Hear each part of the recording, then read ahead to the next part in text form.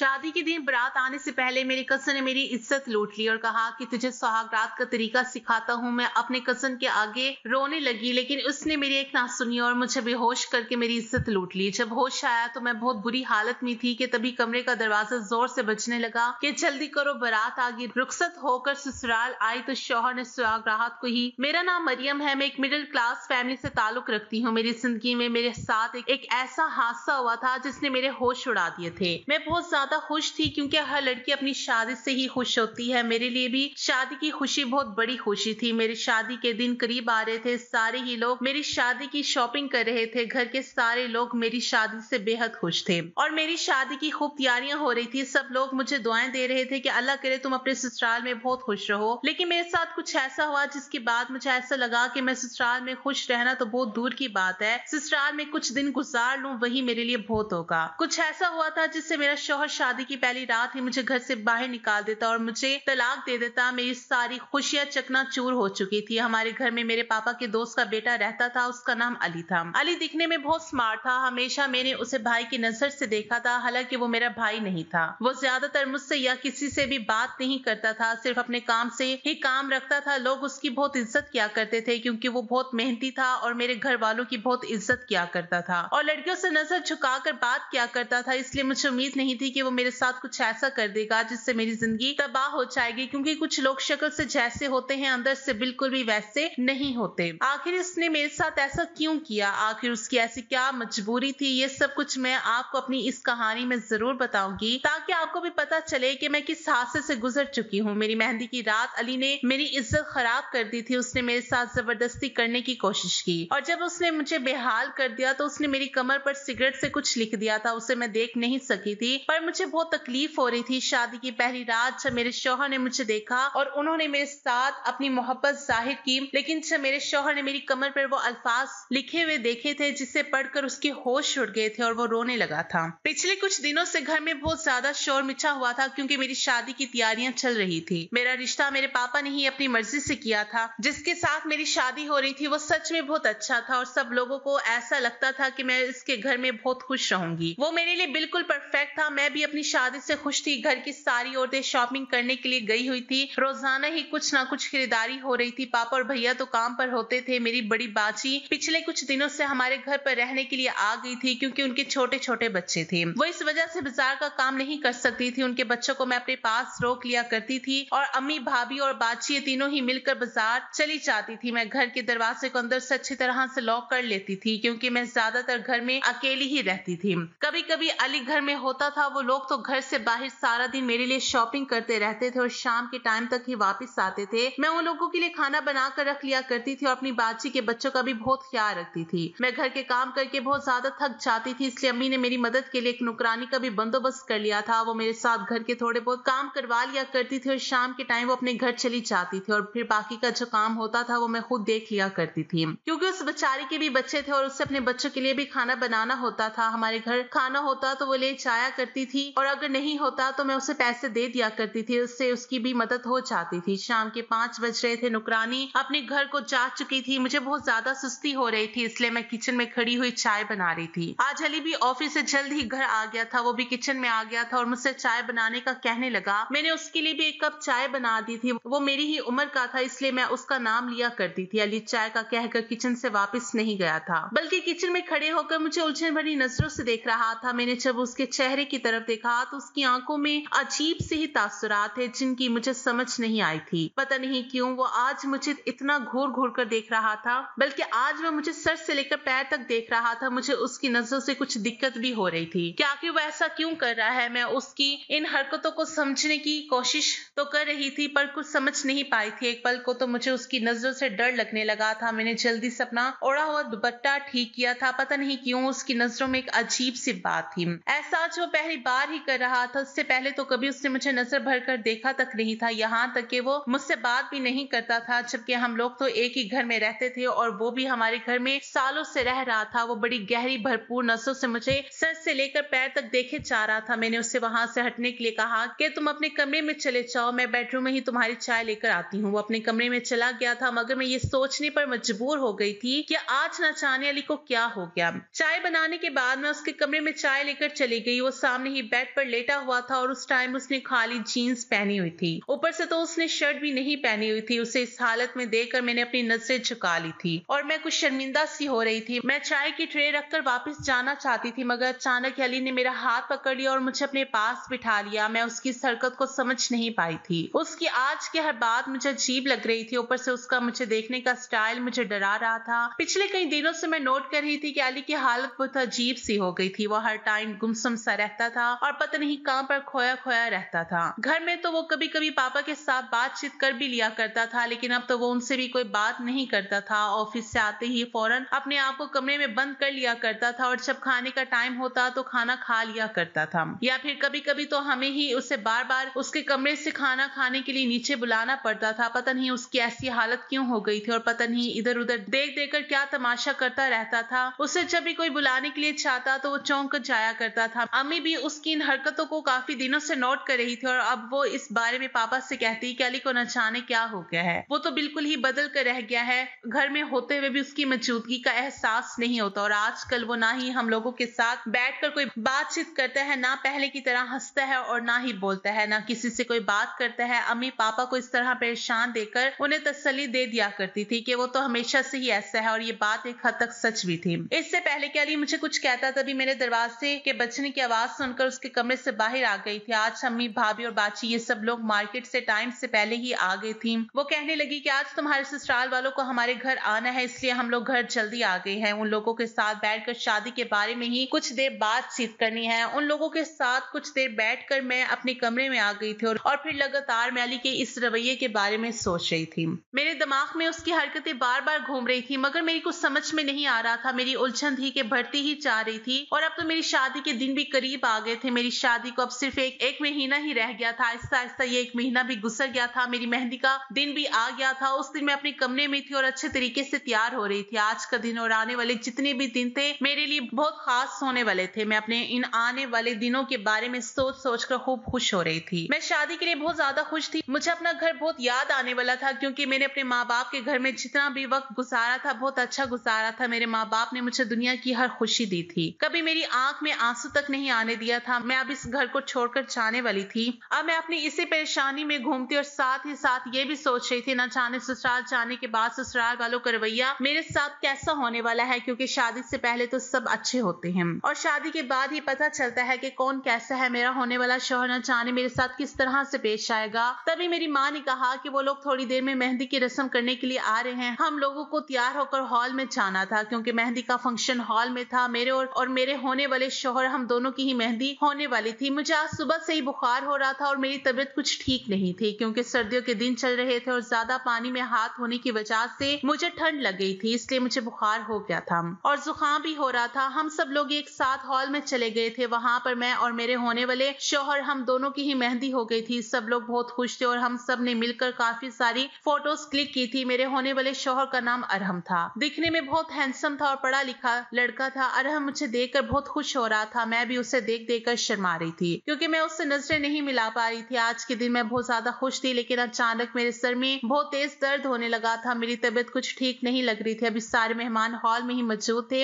हम लोगों ने हॉल इसलिए बुक करवाया था क्योंकि ज्यादातर मेहमान दूसरे शहरों के थे और हमारा घर छोटा था, इसलिए सारे मेहमान हमारे घर में नहीं आ सकते थे। अम्मी ने जब मेरी तबीयत पूछी तो मुझे बहुत तेज बुखार था और अम्मी ने मुझे अली के साथ गाड़ी में घर भिजवा दिया था, क्योंकि हॉल में तो मुझे आराम नहीं मिल सकता था। अम्मी ने कहा कि तुम घर जाकर आराम से सो जाना, क्योंकि तुम्हारी शादी और इस खास मौके पर तुम्हारी तबीयत खराब होना ठीक नहीं है। अम्मी ने अली को कहा था कि मरियम को छोड़कर वापस आ जाना। अली मुझे गाड़ी में बिठाकर घर छोड़ने के लिए आ गया था। मैं देख रही थी कि उसकी नजरें बार बार मुझ पर ही थी। वो शीशे से पीछे की तरफ मुझे देख रहा था। थोड़ी ही देर गुजरी थी कि घर आ गया। अली भी मेरे साथ घर के अंदर आ गया था। मुझे लगा कि शायद उसका कोई सामान रह गया होगा, लेकिन उसने तो घर के अंदर घुसते ही घर का दरवाजा बंद कर दिया था। मैं कुछ समझ नहीं पाई थी। मैं तो सीधा अपने कमरे में चली गई थी, क्योंकि मेरे सर में बहुत तेज दर्द हो रहा था और मैं बुखार से चल रही थी। मुझे अभी दवाई भी खानी थी। अली और मैं घर में अकेले थे। घर में हम दोनों के अलावा और कोई भी मौजूद नहीं था और मैं उस टाइम अपने घर में खड़ी हुई अपनी दवाई ढूंढ रही थी, जो मुझे मिल ही नहीं रही थी। फिर मुझे दवाई मिल गई। दवाई मैंने अपने ही तकिए के नीचे रखी थी और फिर मैं खुद ही भूल गई थी। दवाई खाने के बाद मैंने कपड़े तब्दील कर लिए थे और मैं बैठकर सोच रही थी कि लड़कियों की भी क्या जिंदगी होती है। यही तो वो आंगन था जहां पर मैं खेल कूद कर बड़ी हुई थी और अब मैं हमेशा हमेशा के लिए यहाँ से जा रही थी। ये सोच सोचकर ही मैं उदास हो गई थी। तभी अचानक मुझे कमरे में किसी की आहट महसूस हुई थी। जब मैंने दरवाजे की तरफ नजर घुमाकर देखा तो वहां पर अली खड़ा हुआ था, मगर आज वह अली नहीं था जिसे मैं जानती थी। उसकी आंखों में जुनून था और अजीब सा रंग सवार था। इससे पहले कि मैं उससे कुछ कहती या फिर संभलती, उसने तभी अचानक दौड़कर मुझे अपनी गिरफ्त में जकड़ लिया था और फिर उसके बाद उसने मुझे बेड पर धक्का दे दिया। मैं उसे बार बार कह रही थी कि तुम क्या कर रहे हो, छोड़ो मुझे, मैं तुम्हारी शिकायत अम्मी पापा से कर दूंगी, लेकिन उसे जैसे मेरी किसी बात का असर ही नहीं हो रहा था। ऐसा लग रहा था जैसे उसके कानों में मेरी आवाज जा ही नहीं रही। मैं खुद को उससे छुड़ाने की बहुत कोशिश कर रही थी, मगर एक तो मेरी तबीयत ठीक नहीं थी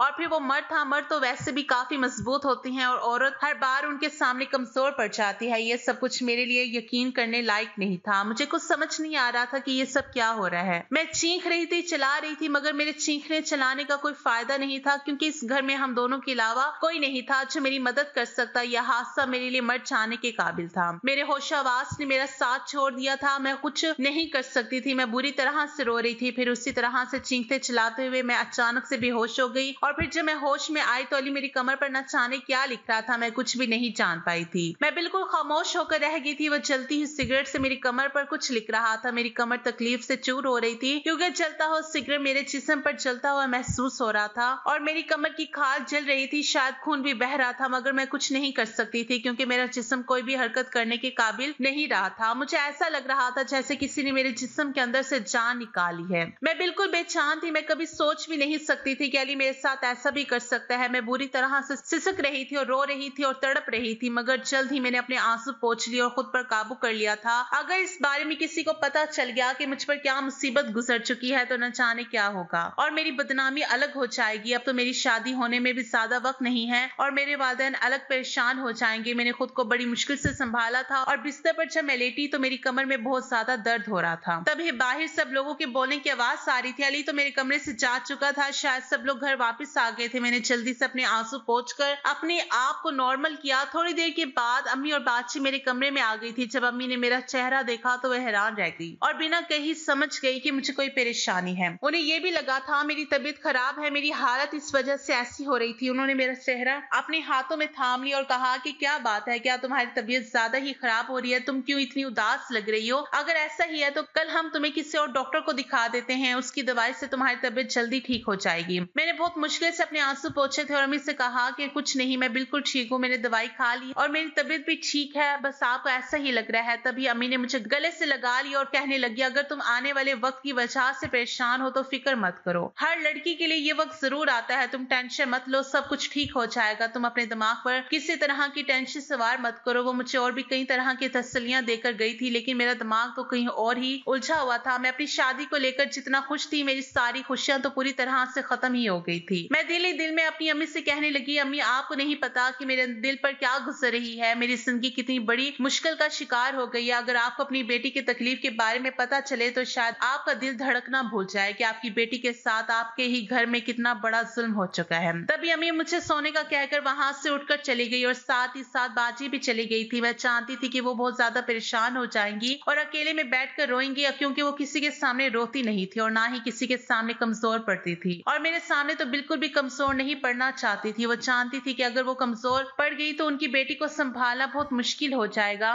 क्योंकि मैं अपने घर में सबसे छोटी थी, इसलिए अम्मी पापा मुझे ज्यादा प्यार किया करते थे। अगले दिन मुझे हमेशा हमेशा के लिए यहाँ से रुखसत होकर अपने ससुराल चले जाना था। कल तक मेरे एहसास बिल्कुल अलग हो चुके थे। मैं आने वाले वक्त के ख्यालों में खोई हुई थी, मगर अब मुझे बार बार डर महसूस हो रहा था। मुझे डर लग रहा था कि न जाने अब क्या होगा। अगर ये सब कुछ मेरे शौहर को पता चल गया तो पक्का वो मुझे शादी की पहली रात ही तलाक देकर घर से बाहर निकाल देगा, क्योंकि उसे तो ऐसा लगता था जैसे मैं कुंवारी हूँ। लेकिन उससे क्या पता कि मेरी इज्जत तो किसी के हाथों खराब हो चुकी है। मैं डरते डरते दिल में कई तरह के ख्याल पैदा कर रही थी। शादी का दिन भी आ गया था, सब लोग बहुत खुश थे और सबके खुश चेहरे देखकर मेरी आंखों में बार बार आंसू आ रहे थे। जब मेरी फैमिली के लोगों ने देखा कि मेरी आंखों में बार बार आंसू आ रहे हैं तो उन्हें इसका मतलब ये लगा कि ऐसा इसलिए हो रहा है कि मैं उस घर को जो छोड़कर जा रही हूँ। कोई भी मेरे दिल के हाल को नहीं जानता था। मैं जब भी अली को देखती तो मुझे उससे नफरत हो रही थी। दिल कर रहा था कि मैं उसको जान से मार दूं। उसने मेरी जिंदगी खराब कर दी है। आखिर उसे ऐसा करके क्या मिला? मेरी शादी की सारी रस्में हो चुकी थी पर मैं एक भी रस्म से खुश नहीं थी। मैं तो बिल्कुल बेजान हो रही थी। ऐसा लग रहा था जैसे मैं कोई रिपोर्ट हूँ और सब लोग मुझे अपने तरीके से चला रहे हैं। जो जैसा कहता मैं वैसा ही करती रही। इसी तरह से मैं रुखसत होकर अपने ससुराल आ गई। जब मैंने ससुराल आने के बाद अपने शौहर शौहर के हंसते मुस्कुराते चेहरे की तरफ देखा तो मैंने कई बार अपनी आंखों से आंसू साफ कर लिए थे और उनको रोकने की पूरी कोशिश की थी। अगर उसे पता चल जाता कि उसकी बीवी के साथ क्या बीत चुकी है तो शायद वो इस तरह से हंस नहीं रहा होता, बल्कि धुतकार कर मुझे अपनी जिंदगी से निकाल चुका होता। और फिर मुझे मेरी जेठानी ने मेरे कमरे में पहुंचा दिया था। धड़कते हुए दिल के साथ आने वाले पल का इंतजार कर रही थी। मुझे बहुत डर लग रहा था कि अगर मेरे शौहर को पता चल गया पता नहीं क्या होगा। तभी वो कमरे में आया और मेरा हाथ पकड़कर मेरी खूबसूरती की तारीफें करने लगा और कभी इधर उधर की छोटी छोटी बातें करने लगा। मेरी पसंद नापसंद के बारे में पूछने लगा। वो अपने बारे में भी मुझे बता रहा था, लेकिन मैं तो कुछ बोल ही नहीं पा रही थी। मेरे दिमाग में तो सिर्फ डर ही बैठा हुआ था। और फिर आहिस्ता आहिस्ता रात गुजरती चली जा रही थी। फिर जब उसने मुझसे अपना हक लेने के लिए मेरी कमर से मेरे कपड़े हटाए तो वही हुआ जिसकी मुझे उम्मीद थी। मेरे शौहर ने मेरी कमर पर वो निशान देख लिए थे जो अली ने सिगरेट से मेरी कमर पर लिख दिए थे। मुझे वो वक्त याद आने लगा जब मैं छोटी सी थी,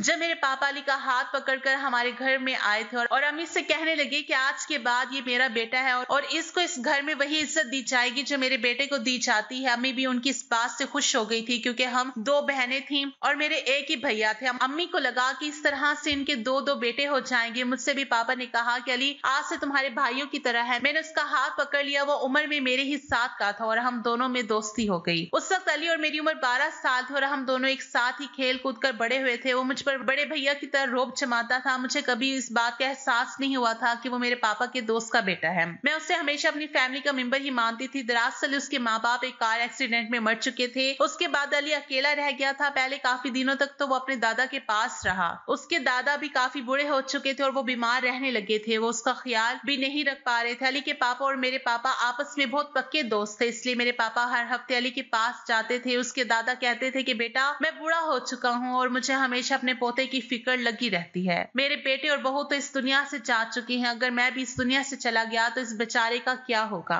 जब अली के दादाजी ने रोते हुए ये बात मेरे पापा से कही तो पापा के दिल में अली के लिए रहम जाग उठा था। वैसे भी मेरे पापा को वो बचपन से ही बहुत ज्यादा पसंद था और जब उसके माँ बाप इस दुनिया से गए थे तब वो उसे हमारे घर पर ही लाना चाहते थे, मगर उन्होंने उसके दादाजी की वजह से उसे उसके घर पर ही रहने दिया था। और अब जब उसके दादाजी ने ही मेरे पापा को रो रो कर ये बात कही तो मेरे पापा ने अली के दादाजी से कहा था कि आपको अपने पोते की फिक्र करने की जरूरत नहीं है। इसे मैं अपना बेटा बना कर रखूंगा। ये मेरे दोस्त का बेटा जरूर है मगर मैं इसे हमेशा इसके बाप के जैसा प्यार दूंगा। आपको इसकी फिक्र करने की जरूरत नहीं है। मैं इसका ख्याल रखूंगा। इसे कोई तकलीफ नहीं होने दूंगा। कभी कभी अली तो अपने दादाजी से मिलने के लिए चला जाता था, लेकिन फिर एक दिन उसके दादा भी इस दुनिया को छोड़कर चले गए और अली पूरी तरह से अकेला हो गया था। अली को पापा हमारे घर ले आए थे। अपने दादा की मौत पर वो बहुत ज्यादा खामोश रहने लगा था। उसके सारे ही अपने इस दुनिया से जा चुके थे। वो हमेशा उदास रहता था और खोया खोया सा रहता था। ऐसा लग रहा था कि जैसे से जिंदगी से दिलचस्पी खत्म होकर रह गई है। वक्त गुजरता जा रहा था। वो पढ़ाई लिखाई में भी बहुत अच्छा था और फिर अली जॉब पर लग गया था। इतनी कामयाबी पर भी उसका दिल खुश नहीं रहता था। वो अपनी महीने की सैलरी मेरी अम्मी को ला कर देता था तो अम्मी ने उससे इनकार कर दिया था। अम्मी ने कहा था कि तुम इसे खुद पर खर्च करो, ये तुम्हारी मेहनत की कमाई है। तो पहली बार मैंने अली को रोते हुए देखा था। उसने मेरी माँ से गले लगकर कहा था कि क्या मैं आपका बेटा नहीं हूँ? आप लोगों ने मुझे हमेशा माँ बाप जैसा प्यार दिया है। मैं आप लोगों के लिए इतना तो कर ही सकता हूँ। उसकी बात सुनकर अम्मी भी रो पड़ी थी और उन्होंने उसको अपने गले से लगा लिया था। अपनी सैलरी मेरी अम्मी को दिया करता था और अम्मी भी अली की सैलरी को संभाल कर रख दिया करती थी। वो इन पैसों को अली की शादी के लिए संभाल कर रख रही थी। वो कहती थी कि इन पैसों से इसकी शादी होगी। वैसे तो अल्लाह का दिया हमारे पास सब कुछ है, लेकिन जिंदगी और मौत का कोई भरोसा नहीं है। अगर हम लोग नहीं रहे तो फिर इस बेचारे को संभालने वाला कौन होगा? बुरे वक्त में शायद इसका जुड़ा हुआ पैसा ही इसके काम आ जाएगा।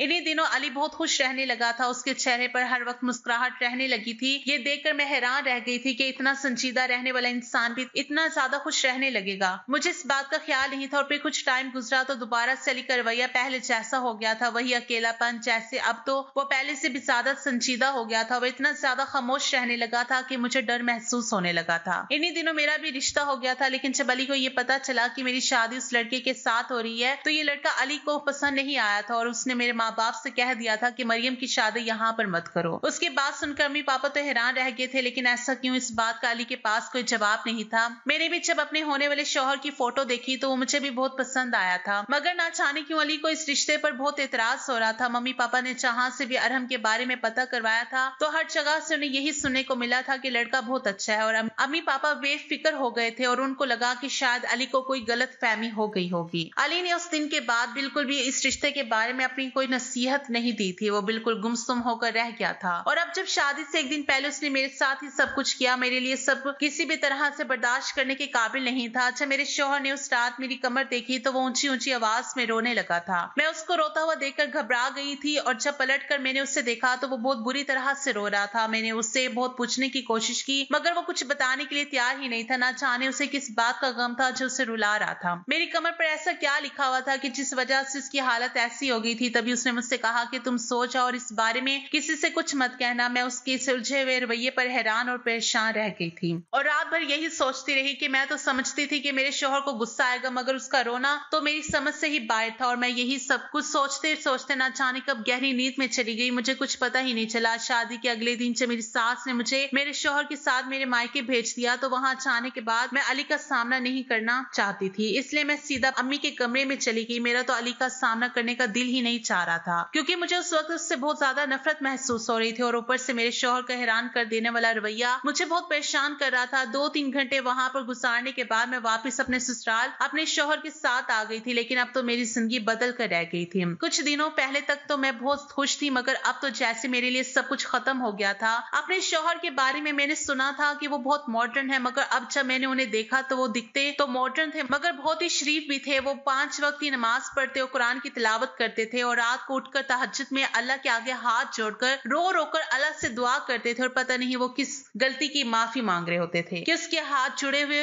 होते और उसकी आंखों से लगातार आंसू निकल रहे होते थे। मैं ये सब देखकर बहुत हैरान और परेशान होती थी। न जाने ऐसी कौन सी प्रॉब्लम थी कि उसका रोना ही कम नहीं होता था। जब भी वो मुझे देखता था तो प्यार से मेरे बालों को सहलाता था क्योंकि उसकी आंखों में मेरे लिए इतनी ज्यादा इज्जत होती थी जिसे देखकर मैं नजर चुराने लगती और सोचने लग जाती कि अगर इसे सच पता चल गया तो न जाने वो मेरे साथ क्या करेगा। उस दिन मैं सो रही थी जब एक अजीब सी आवाज सुनकर मेरी आंख खुल गई। वो मेरे शौहर के रोने की आवाज थी। वो ऊंची ऊंची आवाज में रो रहा था, अल्लाह से अपनी गलतियों की माफी मांग रहा था। मैं ये सब देखकर उठकर बैठ गई थी। न जाने उन्हें ऐसी कौन सी परेशानी थी जिसकी वजह से वो इतना बेचैन रहते थे। उन्होंने जब मुझे जागता हुआ देखा तो वह हैरान रह गए थे और फिर मेरे पास आकर बैठकर कहने लगे, क्या बात है, तुम अभी तक जाग रही हो? और मेरे सामने बिल्कुल नॉर्मल रवैया कर रहे थे। अब मैं उनकी इस रोने पर बहुत तंग आ गई थी, इसलिए मैंने उनसे कहा कि आखिर आप मुझे सब कुछ बताते क्यों नहीं? आखिर आपको ऐसी कौन सी परेशानी? और आप हमारी सुहाग रात को भी मुझे देखकर रोने लगे थे और आप अभी भी रातों को उठ कर रोते हो। आखिर इस सब की क्या वजह है? उनके चेहरे पर अजीब से रंग फैल गए थे। वो मुझसे कहने लगे कि ये ऐसी बात है जिसे सुनकर शायद तुम बर्दाश्त ना कर सको